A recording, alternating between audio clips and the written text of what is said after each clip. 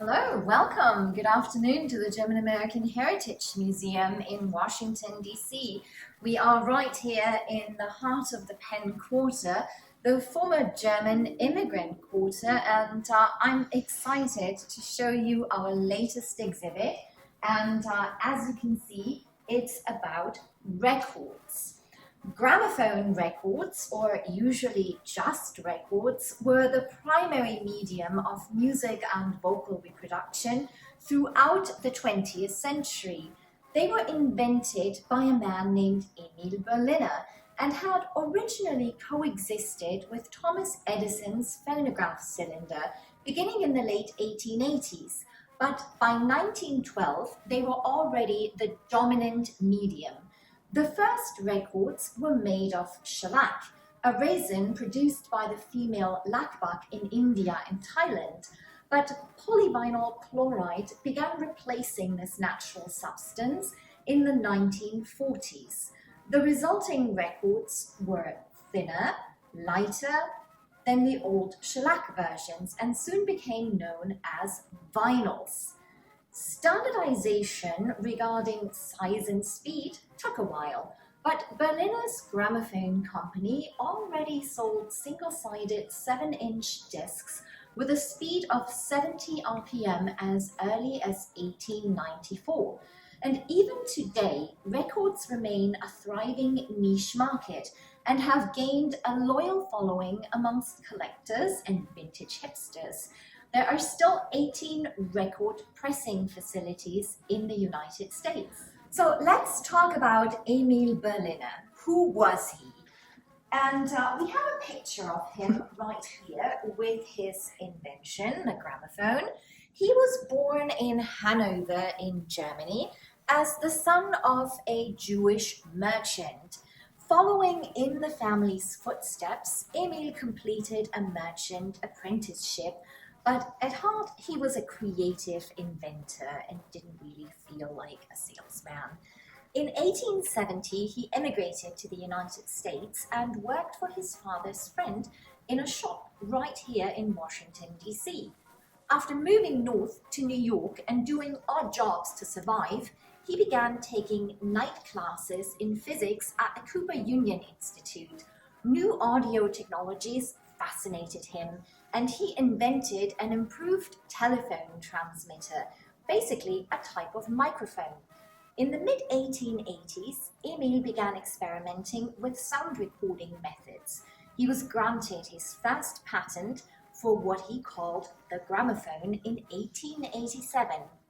The patent described a method of recording sound by using horizontal modulation of a stylus as it traced a line on a rotating cylindrical surface coated with an unresisting opaque material such as lampblack, subsequently fixed with varnish and used to photoengrave a corresponding groove into the surface of a metal playback cylinder. If that all sounds very technical, allow me to simplify. In practice, he used a disc format, a disc just like this. And this made the photo engraving step easier and allowed making multiple copies at the same time. He further refined his recording methods and had the stylus trace a thin line through a very thin coating of wax on a zinc disc, which was then etched in acid to convert the line of bared metal into a playable groove. And these are the very grooves that you can still see on records today. Berliner went on to found a number of record companies in many different countries, including the US, but also England, Germany, and Canada. Okay, let's move to our next display case and let's talk about Victor and Victrola.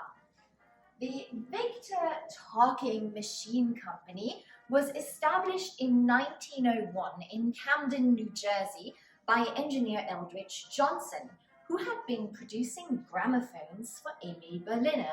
After some legal negotiations and some back and forth between Berliner, Johnson, and their former business partners, the two joined to form the Consolidated Talking Machine Company in order to combine Berliner's patents for the disc record and gramophone, along with Johnson's patents for improving its performance and fidelity.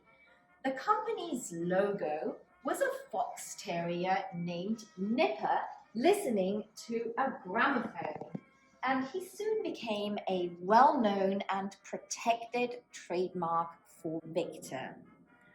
5 years later, in 1906, Victor introduced a new talking machine with the turntable and amplifying horn tucked away inside a wooden cabinet, making the big horn invisible. The intention was to produce a phonograph that looked less like a piece of machinery and more like a piece of furniture that belongs in your living room.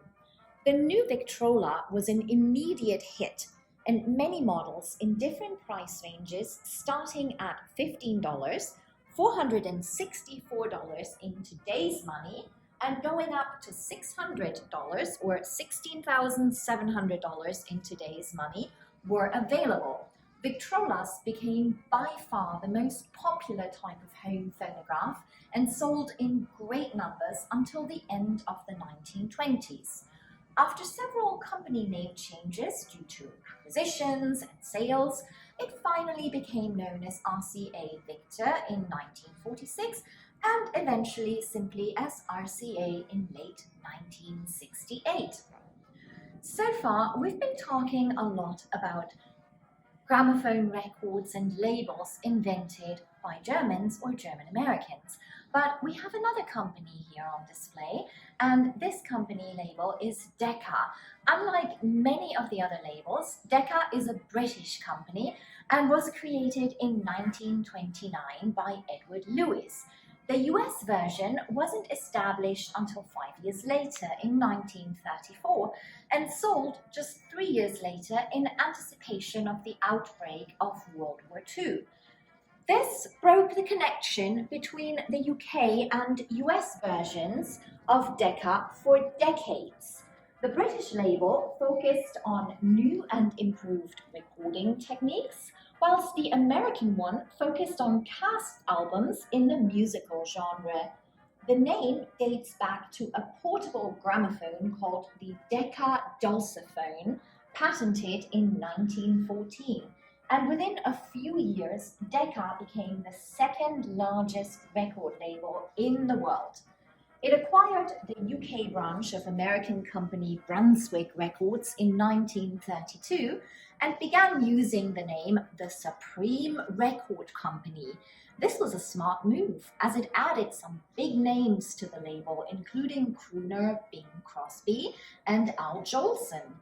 In the 1950s, they also had an arrangement that allowed them to sell and distribute Elvis Presley on the RCA label. In 1962, however, the company made a historic mistake by turning down a contract with the Beatles, claiming that guitar groups are on the way out. Famous last words.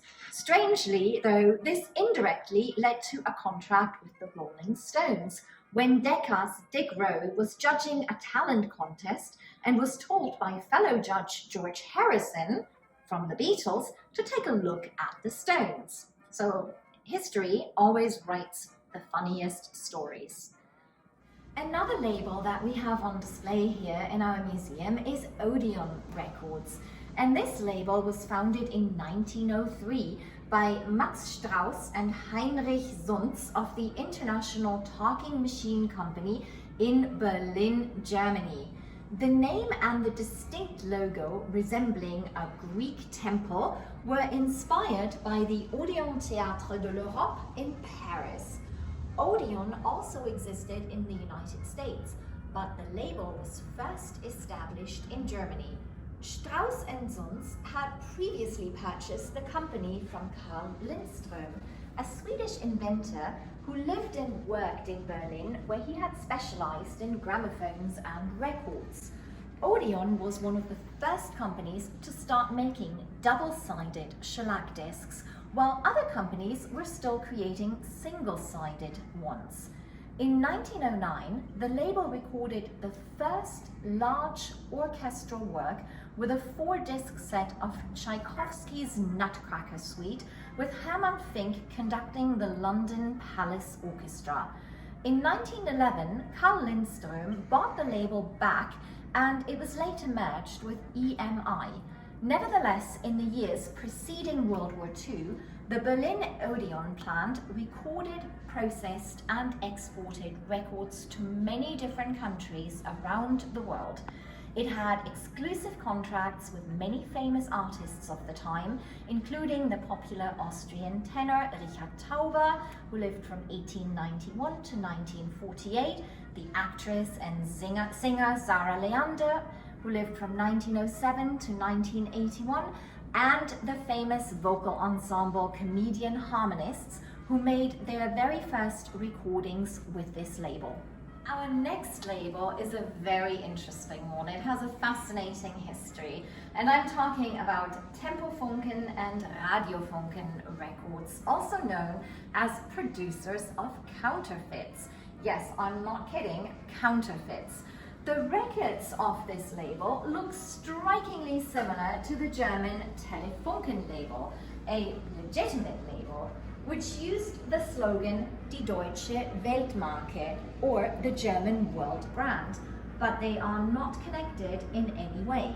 Despite the belief of many collectors that Radio Funken was the export version of Telefunken, it was actually a bootlegger label active from 1941 to 1950 in New York City.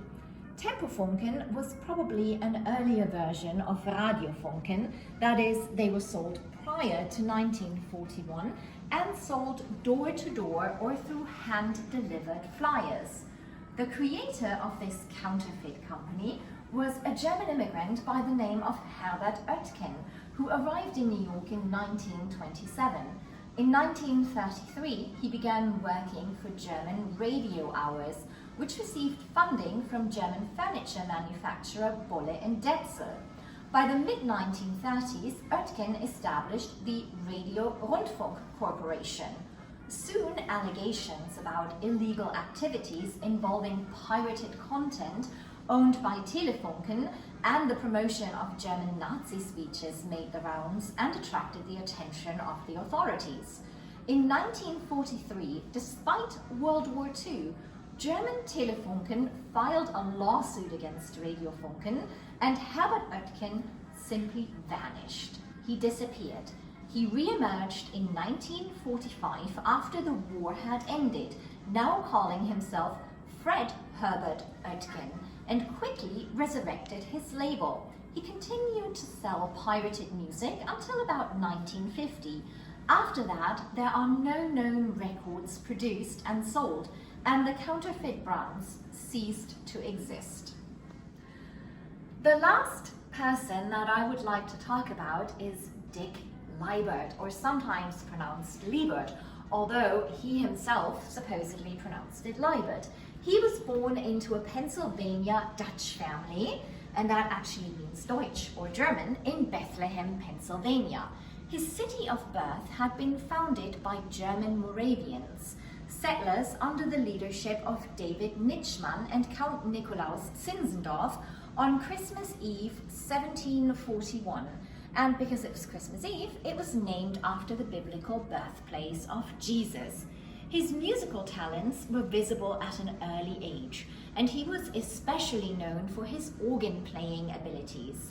He was the chief organist for Radio City Music Hall in New York City for 4 decades, and also had programs on NBC Radio as well as other radio programs. Dick recorded his music for the Victor, later RCA Victor, and Westminster labels, and we actually have one of his records right here.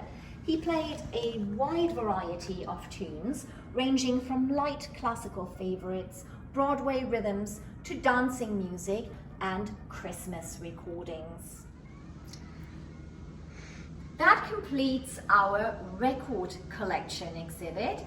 But if you're ever in the area, please do pay us a visit. And before I leave you today, I would also like to show you some of the other treasures in our museum. If you could follow me around the corner, please. We have some wonderful original documents given to us by the descendants of German immigrants. And here in particular, we have an excerpt from the birth register. And this is for the lady whose photo can be seen in the center here. And her name is Augusta Wilhelmine Schrader.